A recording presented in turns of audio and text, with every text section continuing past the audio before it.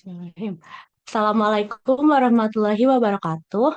Yang kami hormati Bapak Marza Ihsan Masuki selaku dosen pengampu mata kuliah kecerdasan buatan. Perkenalkan, kami dari kelompok 2 akan mempresentasikan hasil kerja di kelompok kami, yakni penerapan proses data training dan testing untuk akurasi prediksi diabetes mellitus menggunakan metode decision tree.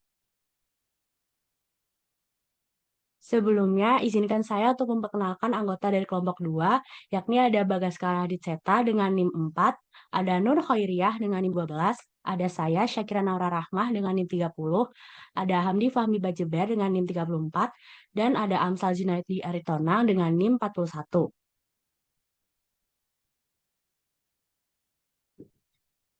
Diabetes mellitus merupakan suatu kondisi metabolisme yang bersifat kronis, di mana penderita diabetes tidak mampu memproduksi insulin dalam jumlah yang memadai atau mengalami kesulitan dalam memanfaatkan insulin secara efektif.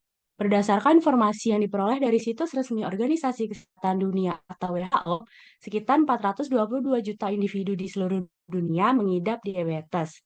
Dan pada tiap tahunnya, jumlah kematian akibat diabetes ini mencapai angka 1,6 juta orang.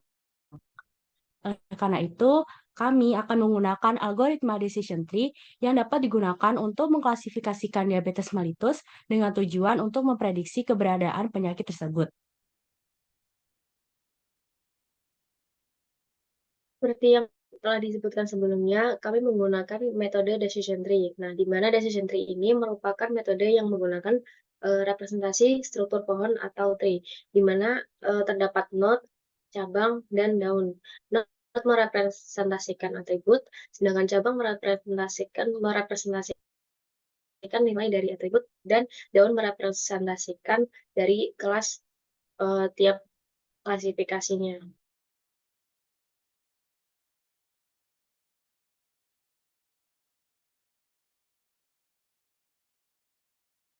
Pada program yang kami gunakan terdapat 8 klasifikasi yang diantaranya adalah pregnancy, glukosa, blood pressure, skin thickness, insulin, BMI, diabetes pedigree function, dan juga umur. Pada data pregnancy itu terdiri dari nilainya 0 sampai 17,5, glukosa itu 0 sampai 200, blood pressure itu 0 sampai 100, skin thickness itu 0 sampai 60, insulin itu dari 0 sampai 800, kemudian BMI dari 0 sampai 70, diabetes pedigree function itu dari 0 sampai 2,5, dan umur itu dari 20 sampai dengan 80 tahun. Next.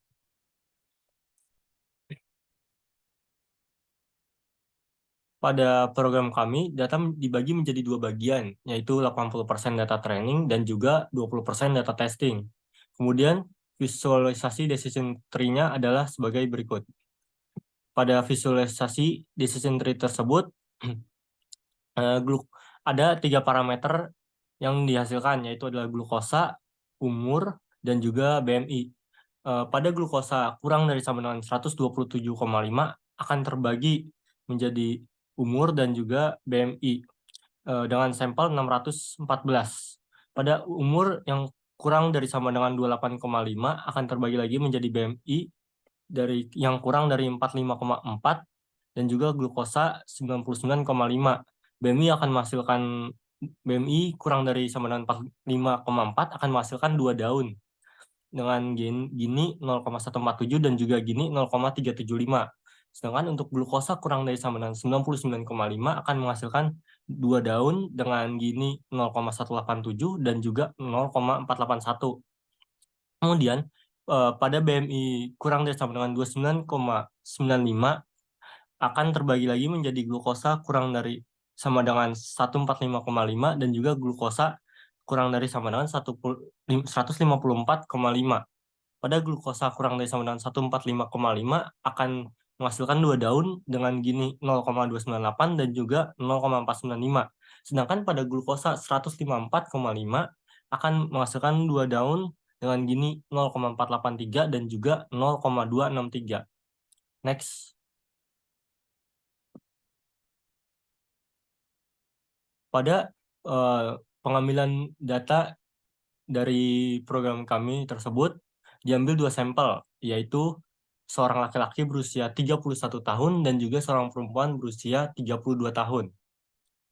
Untuk laki-laki berusia 31 tahun, pregnansinya adalah 0, glukosanya 100, blood pressure-nya 88, skin thickness-nya 60, insulinnya 110, BMI-nya 46,8, diabetes pedigree function-nya 0,962, sedangkan pada perempuan usia 32 tahun, pregnansinya ada 8, glukosanya 183, blood pressure-nya 64, skin thickness-nya 0, insulinnya 0, BMI-nya 23,3, diabetes pedigree function-nya 0,672. Pada laki-laki usia 31 tahun tersebut, dengan menggunakan parameter yang telah ditulis tersebut, maka outputnya itu laki-laki tersebut tidak memiliki tanda-tanda dari diabetes. Sedangkan pada perempuan berusia 32 tahun tersebut, outputnya dia memiliki tanda-tanda dari diabetes. Next.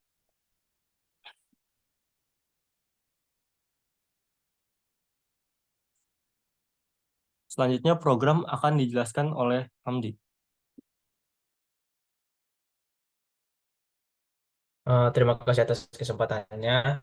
Nah, jadi di sini eh, untuk program kami menggunakan program Python sebagai media untuk memprediksi tingkat keakuratan dari sampel yang kami ambil, yaitu seorang laki-laki yang berumur 31 tahun dan seorang perempuan yang berumur 32 tahun. Kemudian kali ini saya akan tampilkan program yang kami buat mengenai gejala diabetes.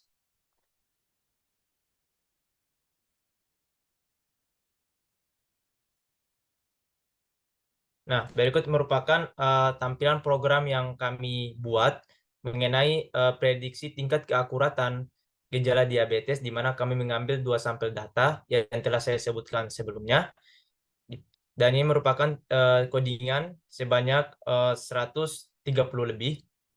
Dan untuk menjalankan program tersebut, kita tinggal klik simbol run.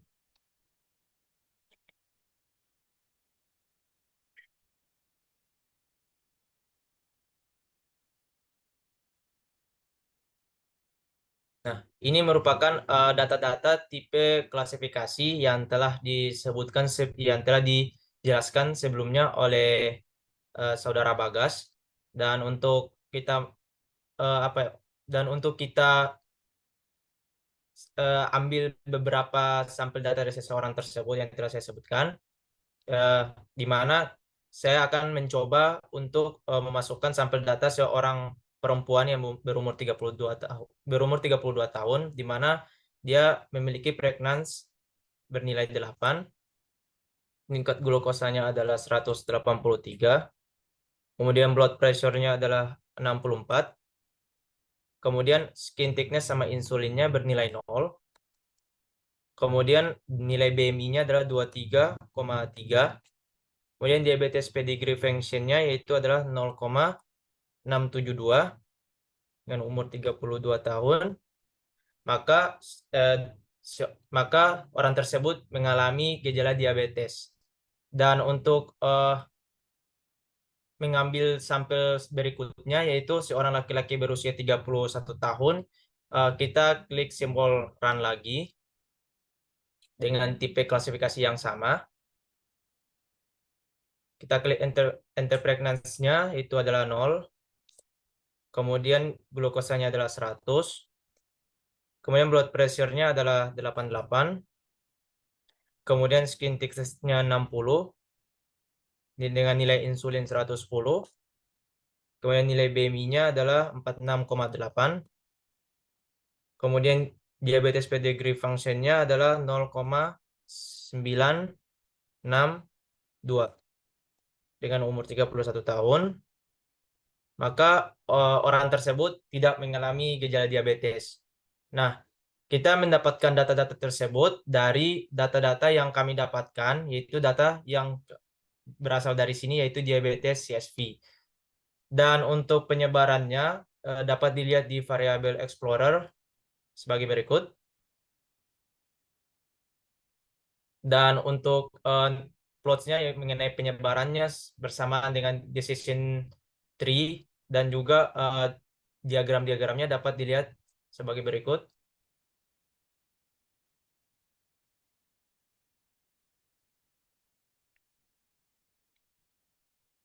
Nah, untuk tingkat keakuratan dari hal ini, kita dapat mengambil tingkat akurasinya itu 0,7877857, akurasi entropinya 0,7987, dan random forest akurasi 0,8051. Nah, boleh ke PPT.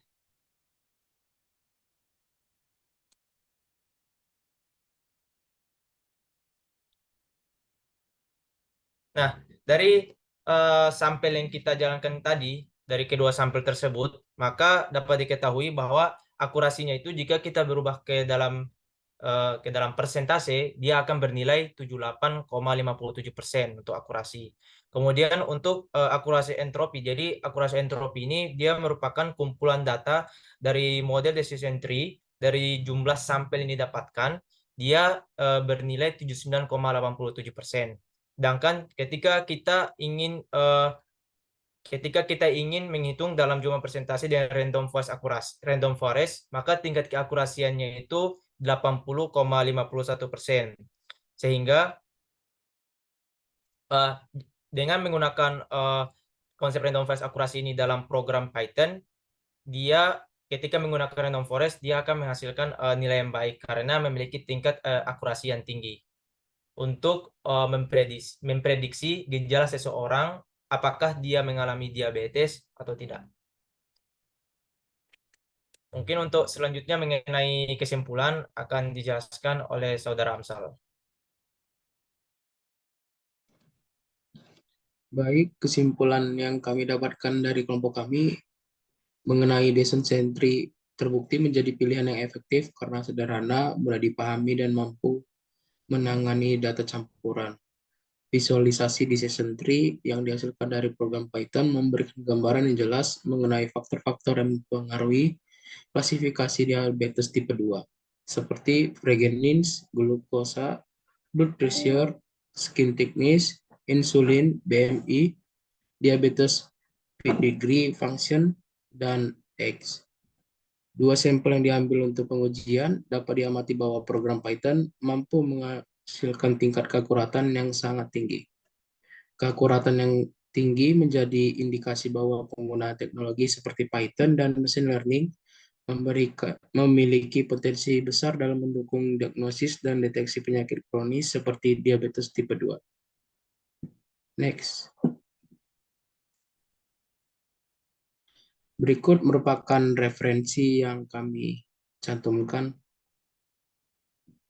Next. Saya kembalikan ke moderator.